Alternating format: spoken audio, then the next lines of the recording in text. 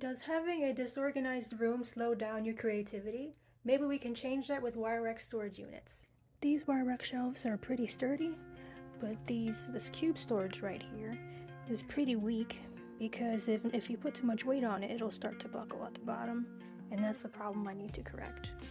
This side can hold a lot more stuff. My gel pens and markers, alongside inks, brushes, and my growing paint collection. I used to have a scrapbook rolling cart, but it broke at the bottom, so I took out the containers and threw out the tower before moving them here. And the gray containers mostly have photography props and decorations like frames. Now that I took them out, you can see how short this unit is. It ended up in another room since it's so in good condition to use. Because my room is small, I needed taller vertical storage that's wide enough to cover this area but not too wide that I had to move my furniture. No screws, no problem. This is the wide 5-tier shelving unit from Honey Can Do, which fit my desired measurements perfectly. Since they're easy to assemble, I'll definitely take them with me if or when I move. All I needed to figure out was how much space to leave in between the shelves. Stacking my containers on the bottom helped me measure it by eye. Instead of hiding my Cricut machine in the box, I can now have it out in the open. After this part, I'm going to show you the second unit I bought, how easy it was to set up, and how I decorated it. Here's the before and after. Now it looks more neat, but it will look better after I declutter more stuff.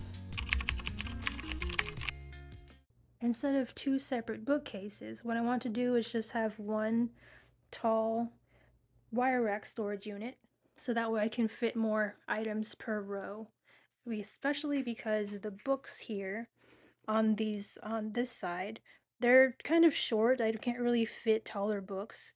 If I were to bring a taller book from the library, for instance, I would have to position it like this so that way I can actually fit it together. And that can be a little bit frustrating sometimes.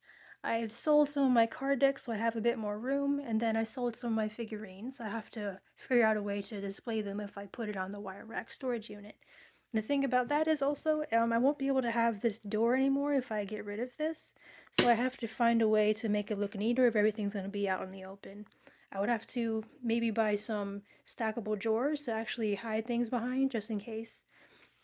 This, I want to keep them both together because I really like the color of these collapsible cubes. And it has most of my jewelry supplies in here as well. This is where I have some of my pouches, like my zipper pouches. Here, where I have my jewelry supplies. They're kind of together, but I want to sort them better by size and color and have some of my tools together as well. Here, they're kind of, stacked in the same column, but I want them to be together on the same row.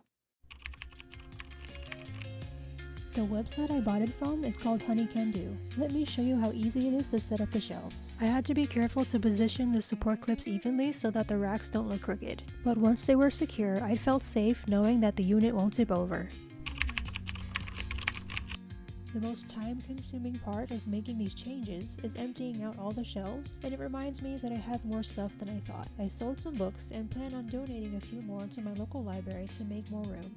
Nowadays, I want to be more intentional and read books from the library or borrow the audiobook before deciding to buy them, because in the past I have impulsively purchased books where I ended up not liking them a few chapters in, unless it's an arts and crafts book full of project ideas and techniques. I usually like to keep the physical copies to refer back to them later. And of course, after all this effort, might as well make it cute. Definitely satisfied with how making the switch instantly improved my space. And stay tuned for more craft organization videos. Thanks for watching!